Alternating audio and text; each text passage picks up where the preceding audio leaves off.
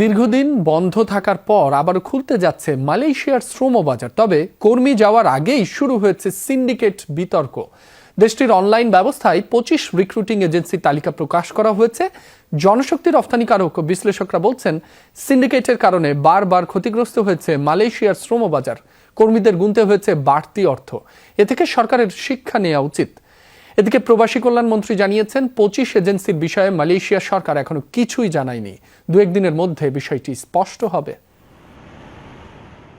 মধ্যপ্রাচ্যের বাইরে সবচেয়ে বড় শ্রমবাজার মালয়েশিয়া। গুরুত্বপূর্ণ এই বাজারে বারবার আলোচনায় এসেছে সিন্ডিকেট, অব্যবস্থাপনা, বাড়তি অভিবাসন ব্যয় আর নানা অনিয়মে বন্ধ হয়েছে কয়েকবার।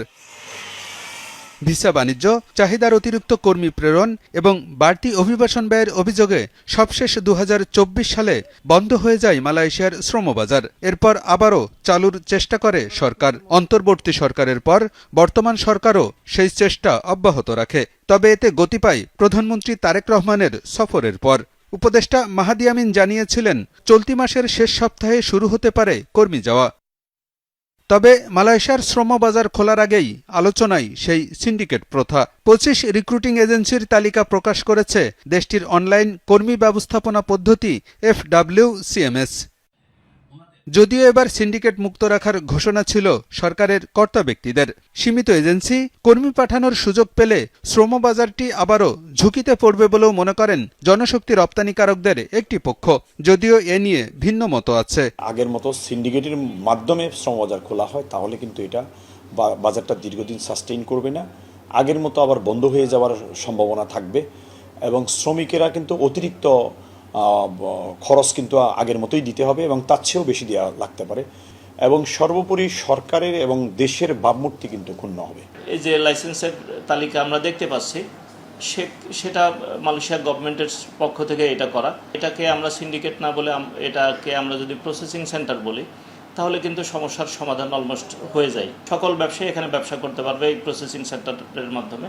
অতিরিক্ত টাকা নেওয়ার কোনো সুযোগ থাকবে না। বিশ্লেষকরা বলছেন, সিন্ডিকেটের মাধ্যমে কর্মী পাঠিয়ে কখনো সুফল মেলেনি। বারবার হুমকির মুখে পড়েছে শ্রমবাজারটি।